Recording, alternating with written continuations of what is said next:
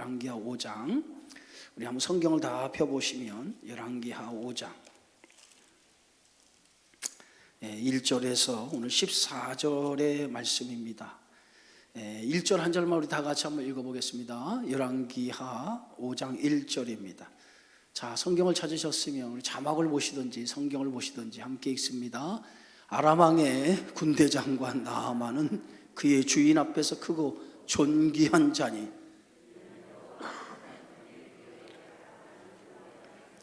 그는 큰 용사이나 나병 환자였더라. 아멘. 한번 따라해 봅시다. 크고 존귀한 자.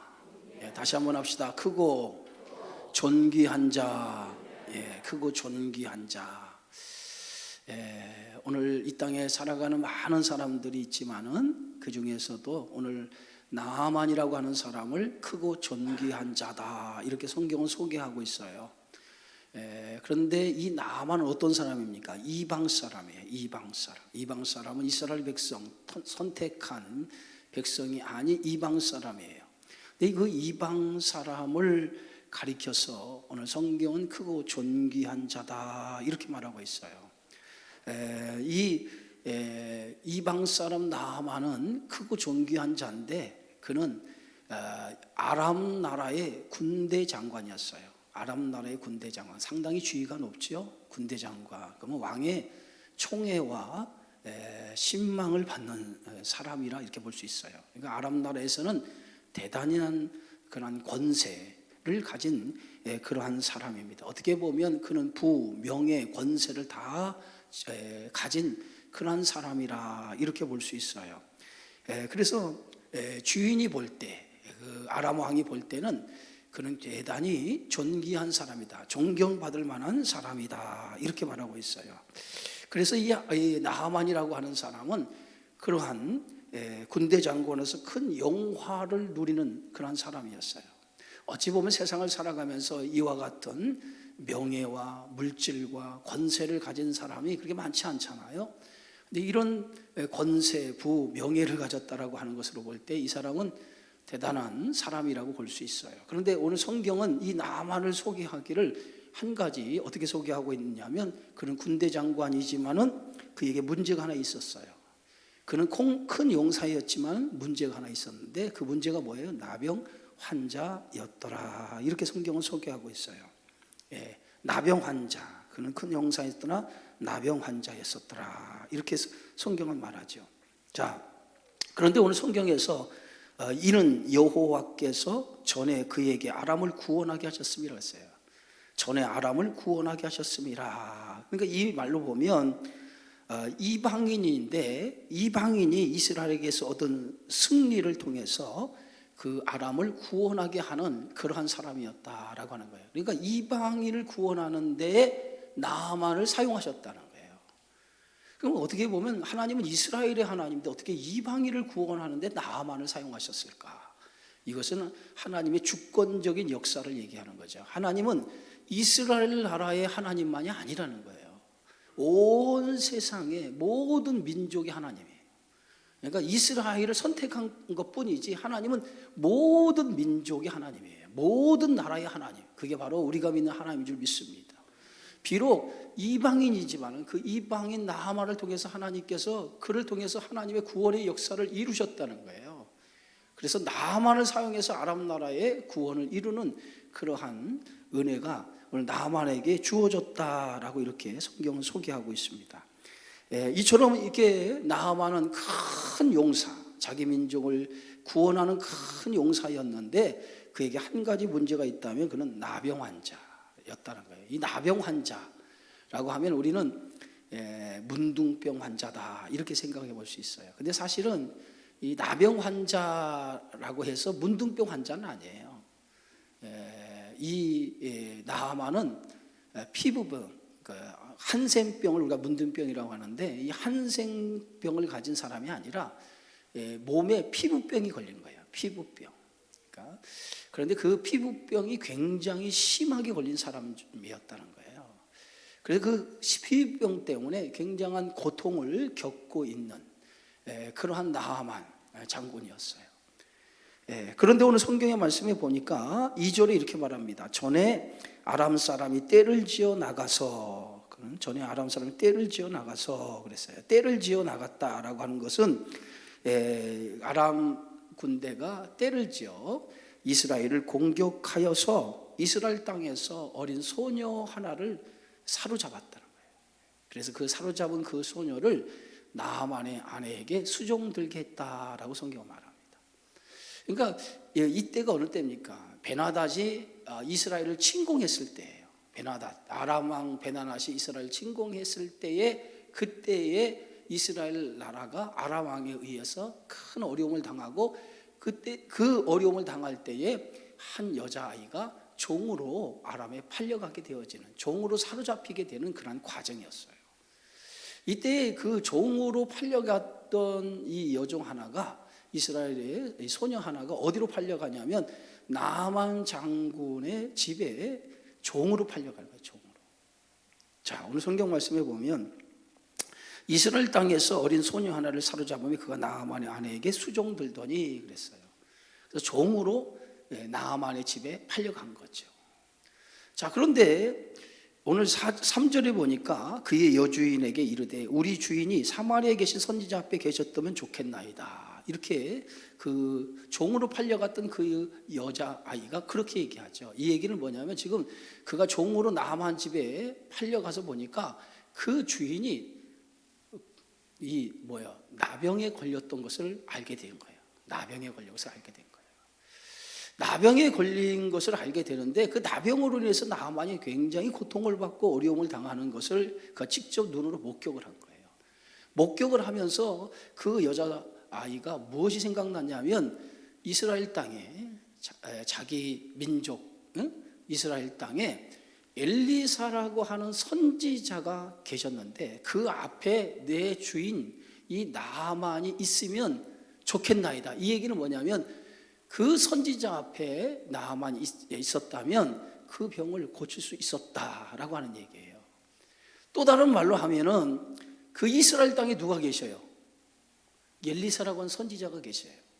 근데 엘리사라고 하는 선지자가 그 땅에 계시지만 실제 이스라엘 땅을 지배하고 다스리고 통치하는 분은 누굽니까? 하나님이죠. 그죠? 하나님이 이스라엘 땅을 지배하고 통치하고 다스리시는 거죠.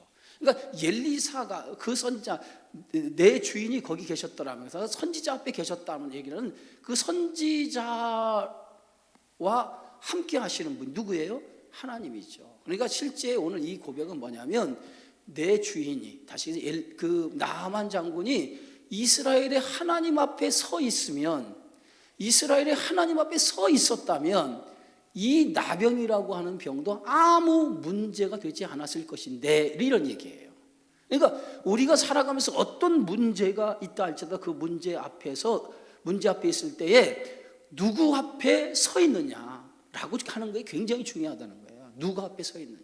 근데 이 나아만은 지금 이방 사람으로서 문제, 나병이라고 하는 정말 자신이 치료할 수 없는 질병에 걸렸는데, 치료할 수 있는 질병에 걸렸음에도 그 문제를 해결하지 못하고 있었다는 거예요.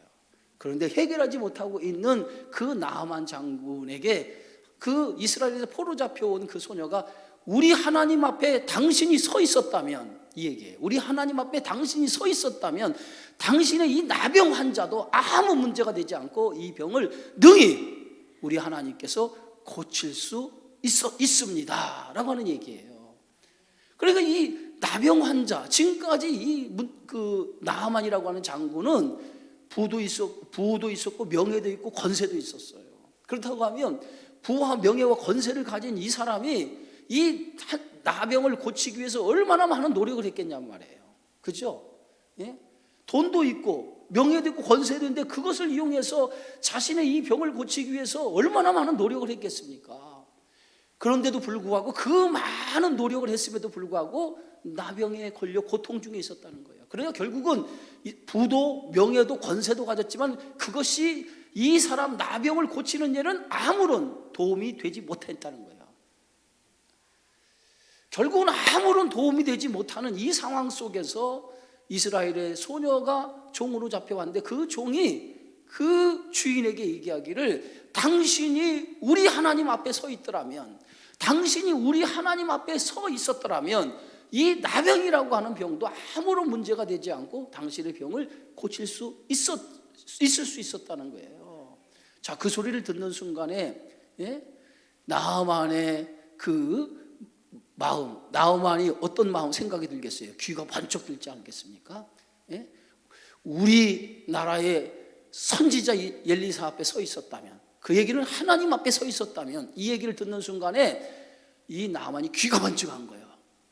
이제까지 자신의 병을 고치려고 애를 썼지만 고치지 못했는데, 이 이스라엘 땅에 엘리사라고 하는 선지자 앞에 서 있으면, 엘리사만 만나면 문제를 해결할 수 있다는 소리에 귀가 번쩍 뜨인 거예요. 그래서 이 나아만이 그 소리를 듣고 가만히 있지는 않죠. 자, 어떻게 행동을 취합니까? 4절에 보니까 우리 함께 읽습니다. 나하만이 들어가서 그의 주인께 아뢰어 이르되 이스라엘 땅에 온 소녀의 말이 이러이러하더이다. 나하만이 누구 앞에 갑니까? 아람 왕 앞에 쓰는 거예요. 아람 왕 앞에. 주인이 뭐예요? 이 나하만의 주인은 아람 왕이죠. 그래서 아람 왕 앞에, 자신의 주가 되는, 군주가 되는 아람 왕 앞에 서서, 아람 왕 앞에 소녀가 들은, 이스라엘 땅에서 종으로 잡혀온 그 소녀의 말을 그대로 아람 왕에게 전하게 되어지는 거예요.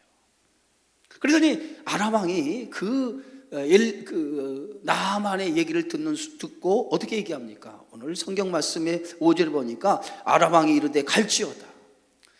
이 한마디로 보면 얼마나 그 아람 왕이 이 나하만 장군을 총애했는지를 알 수 있어요.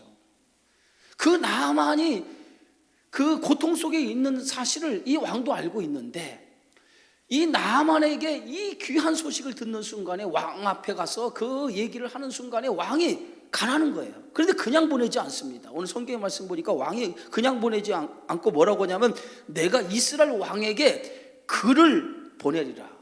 글을 보낸다는 게 뭐예요? 서신을 써서 들려보내겠다는 거예요. 그럼 그 당시에 아람은요, 이스라엘 나라가 훨씬 큰 나라예요. 그래서 아람의 침공을 여러 번 받잖아요. 여러 번 아람의 침공 때문에 이스라엘이 굉장히 어려움을 당하는데, 그 정도로 아람은 굉장히 큰 나라인데, 그 큰 나라가 지금 서신을 누구한테 써요? 이스라엘 나라의 왕에게 서신을 써서 나하만 장군을 함께 보낸다는 거예요. 그 서신의 내용이 뭡니까? 도와주라는 거죠. 나하만, 우리의 장군 나하만이 그 나라에 갈 때 온갖 편의를 제공하고 도와주라는 거예요. 그런데 그것뿐만이 아니라 그 왕은, 이 아람 왕은 편지와 함께 뭘 보냈죠? 은 10달란트와 금 6,000개와 의복 10벌을 가지고 왔다 그랬어요. 여러분, 이 은 10달란트, 금 6,000개, 의복 10벌, 이것은 작은 액수가 아니에요. 작은 액수가 아닙니다. 어마어마한 큰 돈입니다. 어마어마하게 큰 돈이에요. 예? 오늘날 시세로 말하면 이게 어느 정도 되냐면, 돈으로 따지면 한 6천억 정도 돼요. 6천억 정도. 6천억 정도. 그럼 여러분, 6천억이면 작은 돈입니까? 이 당시에 금 뭐라고 그랬었죠? 금 떠나서 은 10달란트 약 340kg, 금 6,000개 68.4kg이라는 거예요. 그러니까 한 어마어마하게 많은 돈을, 그 돈에 해당되는 가치를 가지고 보내는 거예요. 그러니까 아람 왕이 이렇게 나하만을 배려할 정도가 된다라고 하면 나하만은 대단한 사람이라는 거죠. 자기 신하를 위해서 여러분 그 정도를 제공할 수 있다라고 하는 것은 대단한 거 아니겠어요? 그 많은 편지와 함께 그 많은 그 재물을 보내면서 나하만을 이스라엘 땅에 엘리사 선지자를 만나기 위해서 보내게 되어지는 거예요. 자, 6절에 보면, 자, 이스라엘 왕에게, 이제 나하만이 드디어 이스라엘 땅에 도착을 해서 그 왕에게, 그 이스라엘 왕에게 아람 왕이 보낸 서신을 그에게 전달을 합니다. 그랬더니 그 서신을 전달받은 그 이스라엘 왕의 그 태도를 한번 보세요. 오늘 6절에 보니까 내가 내 신하 나하만을 당신에게 보내오니 이 글이 당신에게 이르거든 당신은 그의 나병을 고쳐 주소서 하였더라. 예? 편지 속에 뭐라고 써 있어요? 내가 편지와 함께 나하만을, 근데 우리 군대 장관 나하만을 당신 앞에 보내니까 당신이 내 군대 장관이 나하만의 이 나병을 고쳐달라는 거예요. 자, 이 소식을 오늘 이스라엘 왕이 서신을 통해 전달을 받았어요. 서신을 통해서 전달을 받은 그 이스라엘 왕의 입장은 어떻게 되겠습니까? 아니, 내가 이 나병을 어떻게 고칠 수 있어? 내가 무슨 신도 아니고 내가 어떻게 나병을 고칠 수 있어? 그러니까 이스라엘 나라의 왕의 입장에서는 큰 나라가 서신을 보내서 이 나만 장군의 그 병을 고쳐달라고 얘기하니까 이것을 이스라엘 나라의 왕은 뭘로 받아들였냐면 협박으로 받아들였다. 협박. 나를 협박하는 거 아닌가? 이것을 통해서 나를 협박해서 이 협박을 통해서 뭔가 계략을 꾸미려고 하는가 하지 않는가, 이렇게 이스라엘 나라의 왕은 그것을 그렇게 받아들였단 말이에요. 자, 그래서 오늘 7절에 보니까 이스라엘 왕이 그 글을 읽고 자기 옷을 찢었다고 그랬어요. 도저히 자기가 해결할 수 없는 문제를 지금 들고 온 거예요. 왕의 힘으로 어떻게 나병을 고칠 수 있습니까? 그러니까 자신의 힘으로 도저히 이 나병을 고칠 수 없는 거예요. 그런데 자신의 힘으로 고칠 수 없는 이 문제를 가지고 지금 아람 왕이 병을 나하만을 보낼 때 병을 고치라고 얘기하니까 왕은 지금 답답한 거죠. 그래서 왕은 자신의 옷을 찢었다는 거예요. 자신의 옷을 찢었다. 그러니까 이것은 자신의 심정을 대변하는 모습이죠. 자신의 옷을 찢고. 성경 말씀 뭐라고 쓰죠? 이르되 내가 사람을 죽이고 살리는 하나님이냐? 그죠? 당연한 얘기죠. 내가 사람을 죽이고 살리는 하나님이냐? 내가 하나님이라면 능히 어떻게 해요? 고칠 수 있죠. 죽은 자도 살릴 수 있죠. 그냥 내가 어떻게 사람을 죽이고 살리는 하나님이냐 이 말이에요. 나는 하나님이 아니라는 거예요. 여기서 우리는 뭐 한 가지를 엿볼 수 있어요. 뭘 엿볼 수 있습니까? 뭘 엿볼 수 있어요? 이 이스라엘 나라의 왕의 불신앙을 엿볼 수 있는 거예요. 불신앙. 무슨 불신앙이에요? 하나님을 의지하지 않는 불신앙적인 모습을 볼 수 있어요. 지금 이때가 어느 시대입니까? 예? 북왕국 이스라엘 나라, 예? 우상이 가득한 시대에 있었던 이야기란 말이에요. 그 시대에 지금까지 열왕기하 4장을 통해서 뭘 봤어요? 믿음의 사람. 우상이 만연한 시대 속에서도, 왕들이 제대로 하나님을 믿지 못하고 우상을 섬기는 그 시대 속에서도, 그 시대 속에서도 어떤 사람이 있었더라? 믿음을 가진 자들이 있었더라 라고 하는 것을 계속해서 지금 소개하고 있잖아요. 열왕기 상하는 왕들에 대한 이야기인데, 그 왕들에 대한 이야기 속에서 지금 북왕국 이스라엘 나라의 왕들은 하나같이 어떤 왕이냐? 우상을 숭배하고 하나님을 멀리하는 그러한 왕들로 가득 차 있었단 말이에요. 그러한 하나님을 버리고 우상을 숭배하는 왕, 그 영적으로 암울한 시대 속에서 어떤 사람들이 있었어요? 그런 가운데도 믿음을 가진 사람, 하나님의 말씀에 순종하고 하나님 뜻대로 살려고 하는 사람, 그런 사람이 있었다는 거예요. 그런 사람들의 이야기를 성경은 증언하면서 이렇게 영적으로 암울한 시대 속에서도 믿음을 가진 자를 하나님이 지켜보시고, 그 믿음을 가진 자를 통해서 하나님이 역사하시고, 그 믿음을 가진 자들은 그 안울한 시대에서도 하나님의 축복을 경험하더라 이거예요. 그것을 열왕기하 4장에서 지금 계속해서 수넴 여인의 사건, 선지자 생도의 아내의 사건, 이런 여러 가지 사건을 통해서 증언했잖아요. 그런데 지금은 뭐예요? 이방 나라의 군대 장관 나하만의 얘기를 통해서 뭐예요? 지금 이스라엘 나라의 왕이 지금 어떤 신앙을 가지고 있는가를 들춰보이잖아요. 지금 나하만은 이스라엘 나라의 엘리사라고 하는 선지자, 하나님을 믿는 선지자를 통해서 자신의 병을 고치려고 왔는데, 그리고 그 소식을 누구한테 들었어요? 어린 여종, 어린 소녀, 종으로 잡혀온 어린 소녀가 뭐라고 고백합니까? 우리나라에, 내 나라에 엘리사 앞에 당신이 서 있다면, 당신이 엘리사를 만났더라면 당신의 병은 능히 고칠 수 있었을 텐데, 이런 얘기 아니에요? 그러니까 이런 어두운 시대 속에서도 종으로, 나라 전쟁을 통해서 종으로 사로잡힌 그 여자아이는 뭐에 대한 믿음을 가졌어요? 하나님에 대한 믿음을 가졌단 말이에요.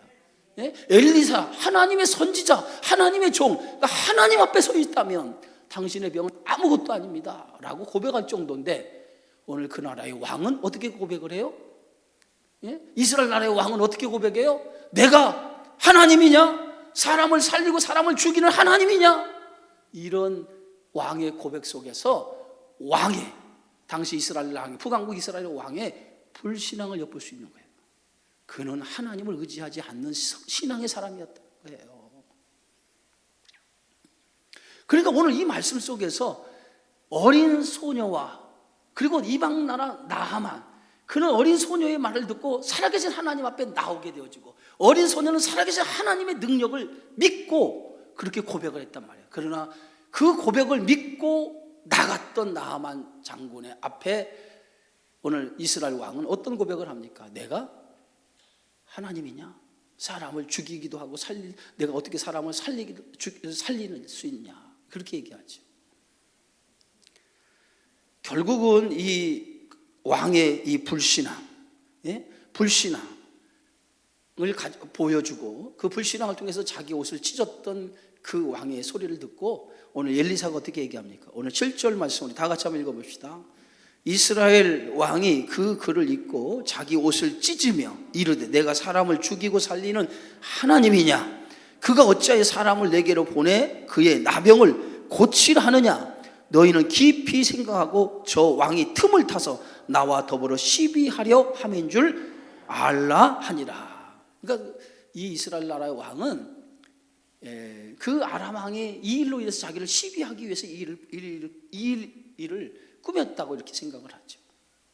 자, 그런데 오늘 8절에 보면 엘리사가 그 소식을 들어요. 오늘 8절에 보면 하나님의 사람 엘리사가 이스라엘 왕이 자기의 옷을 찢었다함을 뭐요? 듣고, 왕이 지금 자기 옷을 찢었다함을 듣고 그 엘리사가 뭐라고 얘기했냐면 사람을 보내서 그를 내게로 오라, 그를 내게로 오라고 왕에게 전달을 하죠. 그를 내게, 그가 누구예요?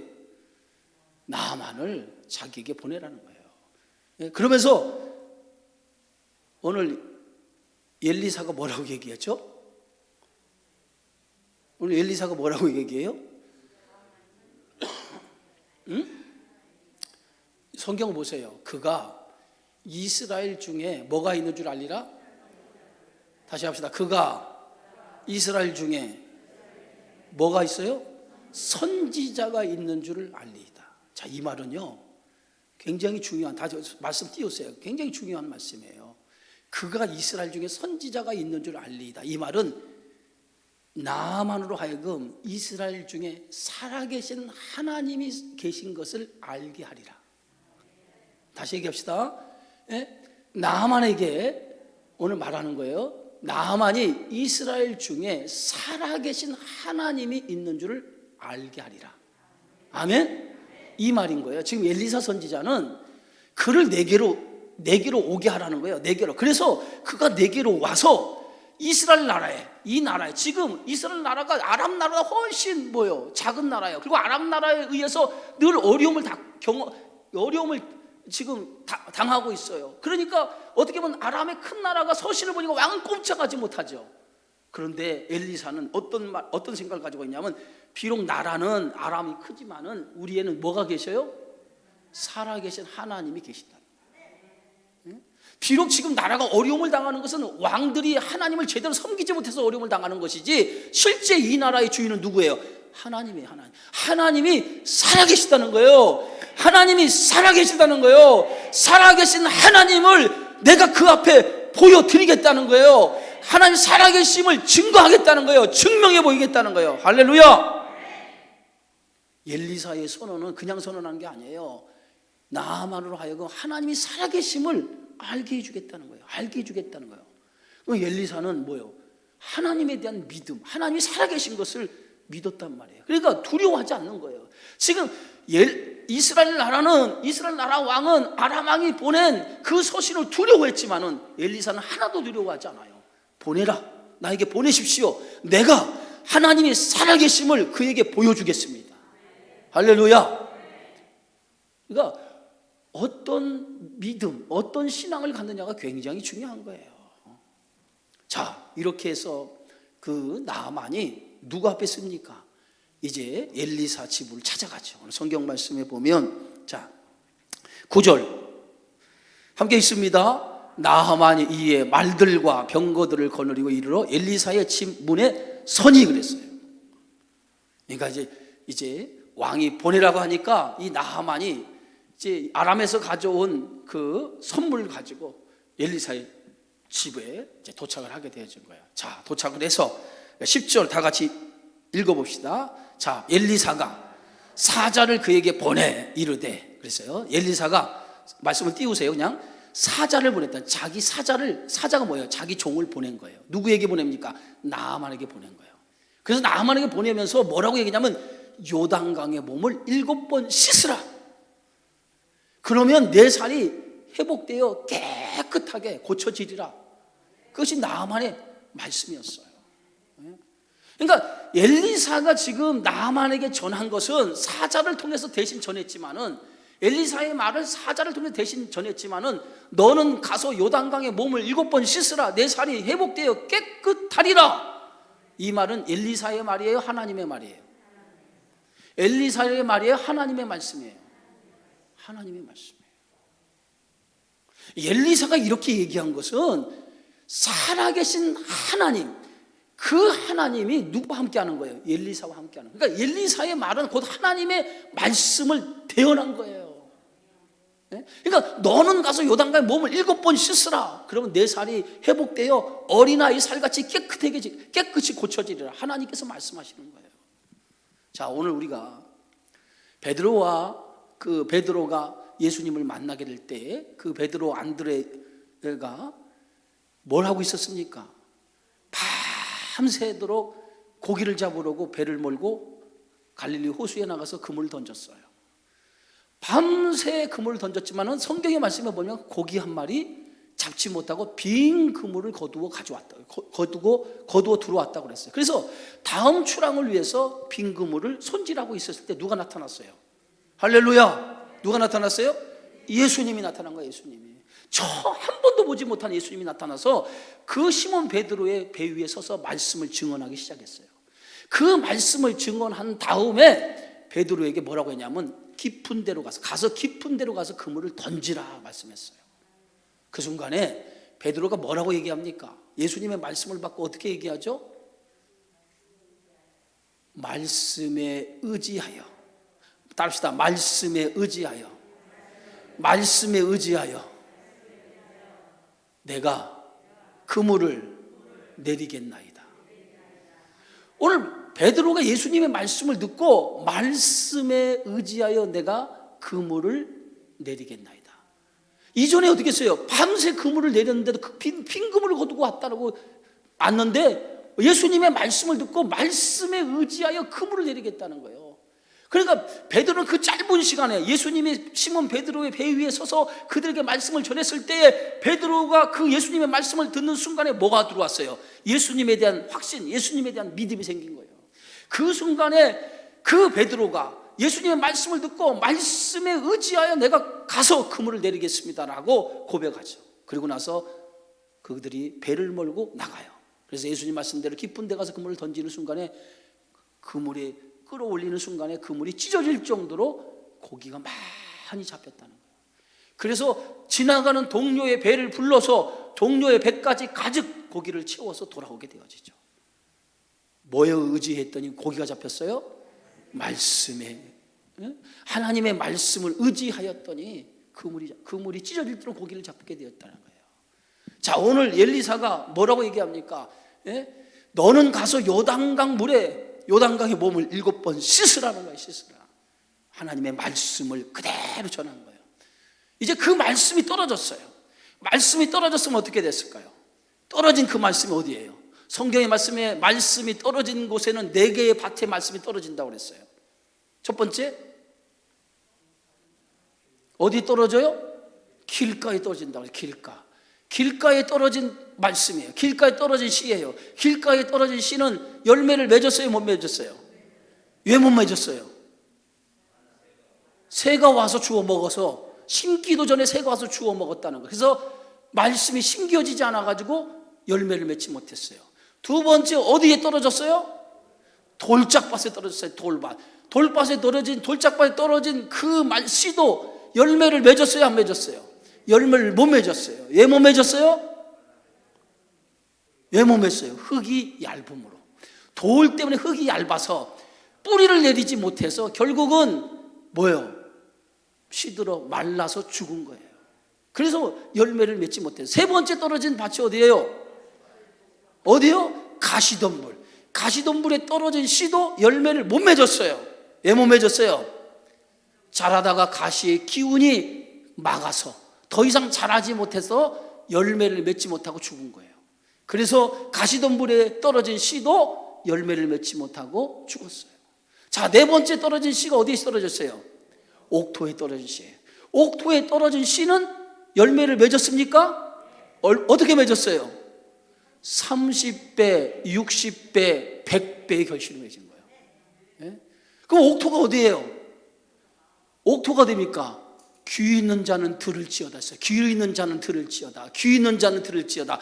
귀가 있는 자가 뭐예요? 하나님의 말씀을 다 같이 듣지만은 귀 있는 사람만이 그 말씀을 신비에 가슴에 새겨서 그 귀 있는 자만이 심겨져서 열매를 맺는다는 거예요.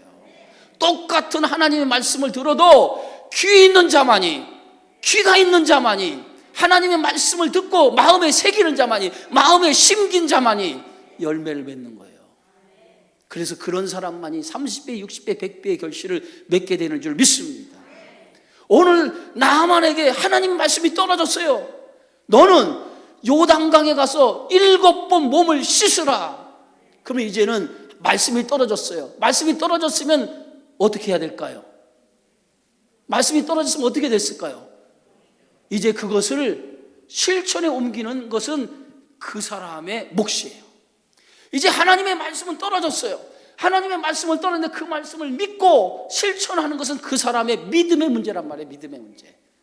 언제든지 하나님 말씀은 우리에게 떨어지지만은 그 떨어진 하나님의 말씀을 행하고 삶으로 옮기는 것은 우리들의 믿음의 문제란 말이에요. 그것을 행하지 않고 믿음으로 옮기지 않으면 하나님의 말씀은 죽어버린단 말이에요. 더 이상 생명력이 없는 말씀으로 끝나버려요. 그러나 하나님의 말씀을 듣고 그 말씀을 심으면 그 안에 생명력이 나타나게 되어졌어요. 우리의 삶을 바꾸고 우리의 삶 속에 하나님의 역사가 나타나는 줄 믿으시기를 축원합니다. 그래서 말씀이 떨어지면 그 말씀을 어떤 마음의 상태로 어떤 밭으로 받아들이냐가 굉장히 중요해요. 자, 그런데 이제 하나님의 말씀이 나하만에게 떨어졌어요. 너는 가서 요단강에 너희 몸을 몇 번?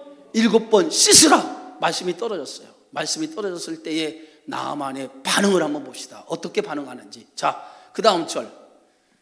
자, 우리 함께 읽습니다.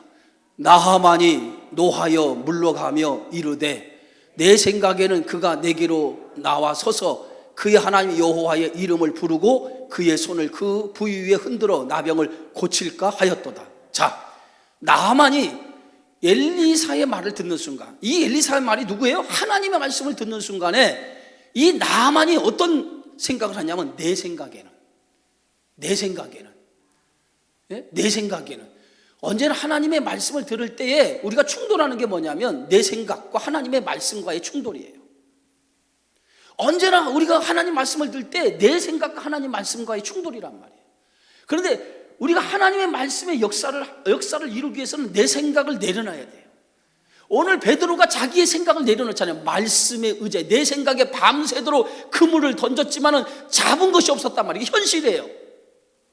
그러나 자기 생각을 내려놓고 말씀에 의지하여 내가 그물을 던지겠나이다. 이게 누구의 믿음이에요? 예수님의 말씀을 믿는 믿음이란 말이에요. 자기의 생각을 내려놓는 거예요. 그래서 오늘 하나님의 역사가 이루어지기에는 첫 번째가 뭐냐? 내 생각을 내려놔야 돼요. 여러분의 생각을 내려놔야 돼요.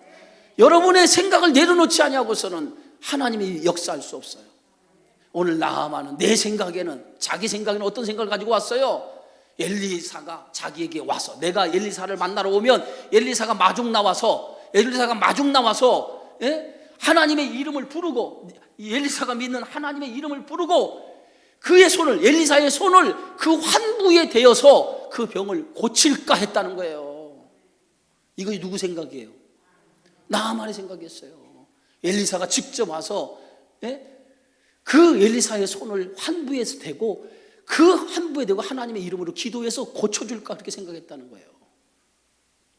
그런데 자기의 생각대로 됐어요, 안 됐어요? 자기 생각에 전혀 생각지 않은 말씀이 떨어진 거예요. 자기 생각에 전혀 다른 하나님의 말씀이 떨어진 거예요. 그러니까 엘리사가 자기 생각과 다른 하나님의 말씀이 떨어지자마자 이렇게 얘기합니다. 그 다음 절, 자, 함께 읽습니다. 다메섹 강 아바나와 바르바른 이스라엘 모든 강물보다 낫지 아니하냐. 내가 거기서 몸을 씻으면 깨끗하게 되지 아니하랴 하고 몸을 돌려 분노하여 떠나니 그랬어요. 자, 말씀 올려보세요.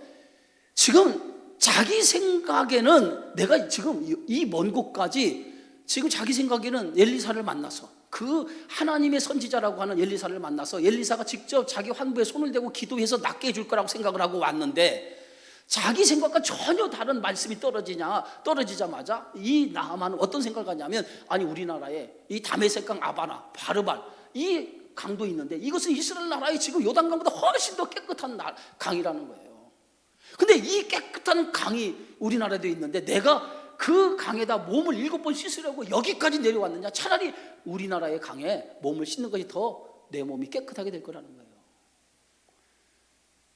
지극히 지금 오늘 이 나하만은 무슨 생각을 하고 있습니까? 현실적인 생각을 하고 있는 거예요. 현실적인 생각. 언제나 하나님의 말씀은요, 우리의 이성과 우리의 현실이 부딪힘을 가져요. 우리의 이성, 우리의 현실과 부딪힘을 갖는단 말이에요. 그러나 하나님의 말씀은 우리의 이성과 우리 현실을 뛰어넘는 거예요. 우리가 항상 하나님을 나의 생각에 제한을 해. 내 생각에는, 내 생각. 그래서 하나님을 항상 내 생각의 범주 안에 가둬놓고 하나님을 그렇게 작은 하나님, 좁은 하나님으로 생각을 하고 있어요. 그것이 뭐예요? 우리들의 모습이에요. 하나님을 항상 내 생각의 범주에 가둬놔요. 내 생각의 한계의 틀을 벗어나지 못해요. 그 하나님은 내 생각보다 더 뛰어나신 하나님인데, 인간은 하나님 앞에 무슨 존재예요? 피조물이란 말이에요. 우리는 하나님에 비해 보면 우리 지극히 작은 자예요. 하나님의 그 큰 생각을 이만큼도, 눈곱만큼도 우리는 하나님의 생각을 이해할 수 없어요. 하나님의 생각을 알 수도 없는데 내 생각이 마치 그 큰 하나님을 다 아는 것처럼 판단하고 결정을 해요. 그것이 뭐예요? 인간의 어리석음이라는 거예요. 내 생각에는. 그런데 이 내 생각을 내려놔야 돼요. 네 생각을 내려놔야 돼. 지금 나만이 지금 이 먼 곳까지 왔을 때는 뭐예요? 하나님의 말씀 앞에 엘리사의 말에 뭐 하기로 온 거예요? 어떤 엘리사가 자신의 병을 고쳐줄 거라고 하는 믿음 때문에 온 거 아니에요. 그런 믿음 때문에 왔다고 하면 어떤 얘기를 하든지 그 얘기 앞에 뭐 해야 돼요? 순종해야 될 거 아니에요. 아니 엘리사를 통해서 자기의 병을 고치러 왔으면 엘리사가 말하는 대로 엘리사가 똥물에 빠지라 그러면 똥물에도 빠져야 될 거 아니야. 그렇죠? 아니 똥물에 빠지라면 똥물에도 빠져서, 그리고 난 다음에 안 고치면 그 다음에 문제 제기를 하면 되는데, 내 생각에는 똥물에 빠지는 거 나 이거 생각지 않고 왔어.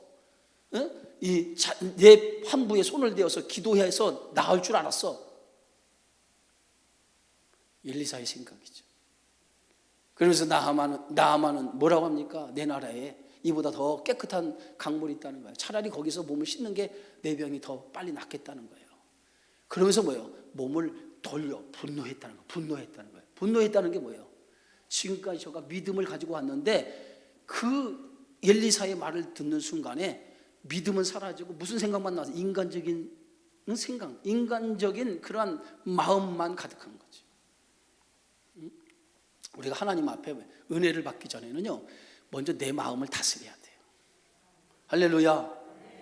하나님 앞에 은혜 받기 전에 내 마음을 다스려야 돼요. 그래서 제일 먼저 하나님 앞에 나오는 우리는 먼저 내 마음을 먼저 비워야 돼요. 내 마음을 다 내려놔야 돼요. 하나님 앞에 다 내려놓고 하나님 앞에 빈 마음으로 하나님 앞에 서서 하나님 말씀을 받을 태도를 가져야 돼. 주여, 따라합시다. 주여 말씀하옵소서. 내가 듣겠나이다. 예? 주여 말씀하옵소서 내가 듣겠나이다. 이런 태도를 가지고 하나님 말씀을 들어야지. 내 생각이 가득 차가지고 그 가득 찬 생각 속에 하나님의 말씀을 들으려고 하면 거기 하나님 말씀이 채워지질 않는다니까요. 그래서 하나님 앞에 나올 때는 내 모든 것, 내 마음에 있는 채워진 것 다 내려놔, 비워놔야 돼. 예? 그 하나님 앞에서는 어린아이와 같은 마음으로, 순수한 어린아이와 같은 마음으로 무슨 말씀을 하시든지 무슨 말씀하시든지 내가 듣겠습니다. 이런 자세로 나와야 돼요.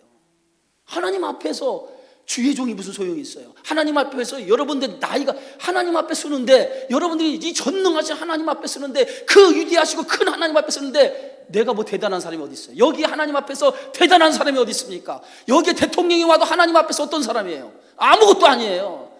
그냥 지극히 개미마도 못한 존재에 불과한 거예요. 그러니까 그 큰 하나님 앞에서 우리는 어떻게 해야 돼요? 말씀하옵소서. 주여 말씀하옵소서 내가 듣겠나이다. 주여 말씀하옵소서 내가 듣겠나이다. 그런 마음으로 쓰면은 거기서 하나님의 역사가 나타나는 거예요. 그런 사람에게 하나님의 은혜가 임하는 거예요, 여러분. 그래서 하나님 말씀을 들을 때 여러분 다 내려놔야 돼. 다 내려놔야 돼.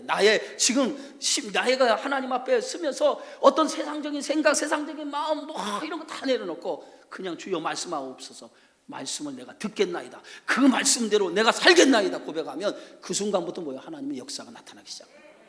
믿으십니까? 나아만은 그런 마음을 갖지 못했어요.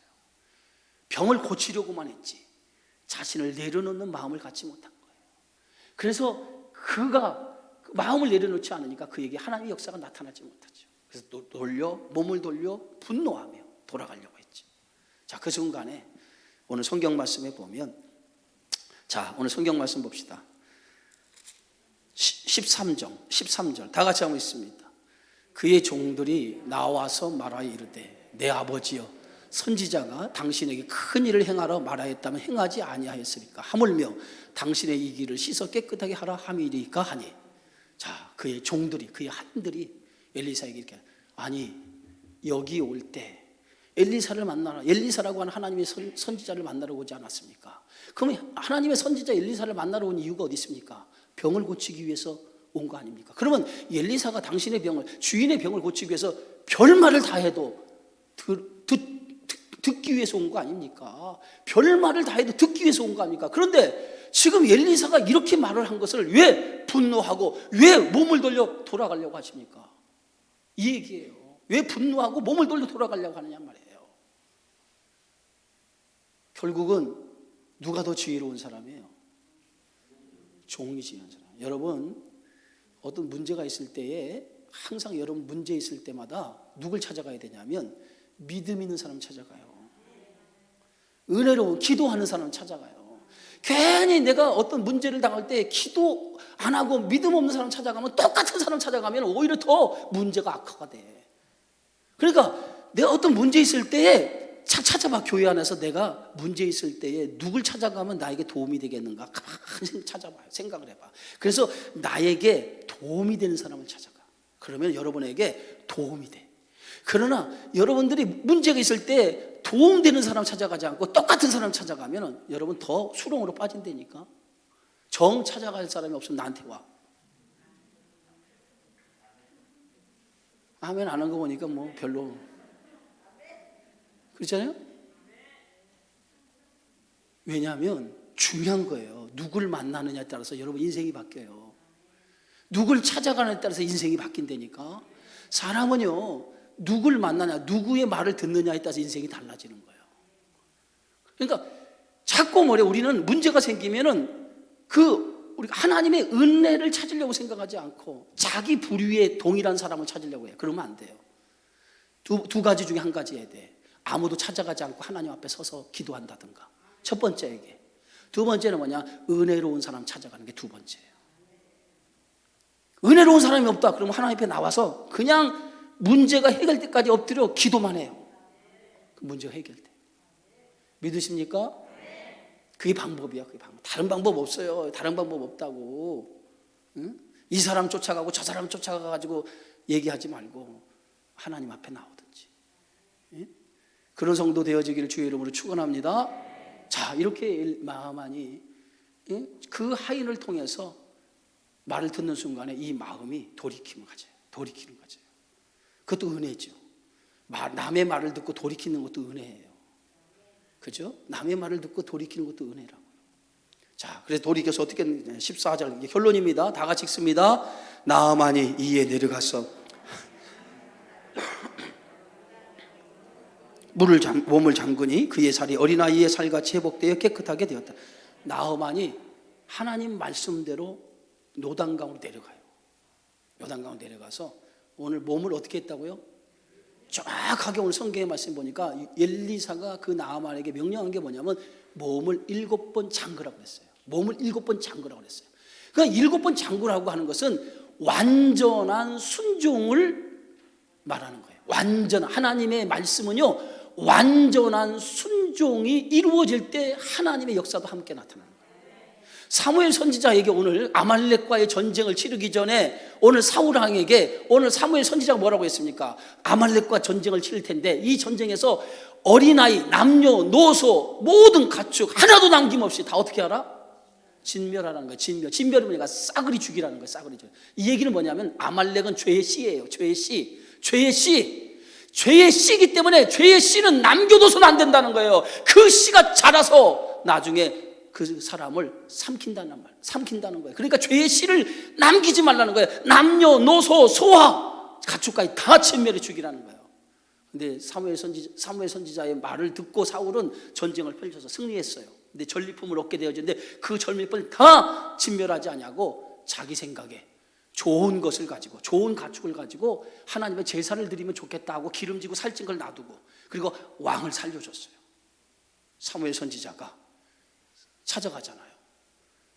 사울왕이 어찌하여 하나님의 말씀을 당신이 어겼습니까? 이 일로 인해서 하나님이 당신을 왕을 세운 것을 후회합니다. 이렇게 얘기하잖아요. 결국은 뭐예요? 완전한 하나님 말씀 앞에 순종해야 되는데 이 사울이 순종하지 않죠. 그때 사울이 뭐라고 얘기합니까? 하나님 앞에 제사를 내가 기름진 것으로 제사를 드리려고 했습니다. 내 마음에는 이것 좋은 것으로 하나님이 제사 드리면 하나님이 기쁘실 거라고 생각을 했습니다. 그랬더니 사무엘 선지자가 딱 그 말을 듣고 사울왕에 뭐라고 얘기했습니까? 순종하는 것이 뭐보다 낫다? 제사 드리는 것보다 낫습니다. 순종이 제사보다 낫습니다. 예? 그러니까 순종은 온전한 순종이 돼야 돼요. 적당히 하지 마세요, 여러분. 적당히 흉내만 하지 마시고 하나님 말씀 흉내만 하지 마시고 하나님 말씀 앞에 온전히 순종하세요. 온전히 하나님 말씀에 순종할 때 그 순종이 하나님의 역사를 일으키는 거예요. 7번 잠그고, 한 번 잠그고 2번 잠그고 몸이 조금씩 나아진 게 아니에요. 7번 잠그고 났을 때에 몸이 어린아이처럼 깨끗해진 거예요. 완전한 순종이 기적을 만든 거예요. 따라합시다. 완전한 순종이 기적을 만들었다. 여러분, 주님 말씀 앞에 내 생각 내려놓고 언제든지 완전한 하나님 말씀 앞에 순종하세요. 그 순종만이 하나님의 기적이 여러분 삶 속에 나타나는 줄 믿습니다. 자꾸 인간적인 생각이 들어올 때마다 생각을 내려놔요. 차단해버리고 하나님 말씀 붙들고 그 말씀 앞에 아멘! 하고 순종하고 나가시기를 주의 이름으로 축원합니다. 거룩하신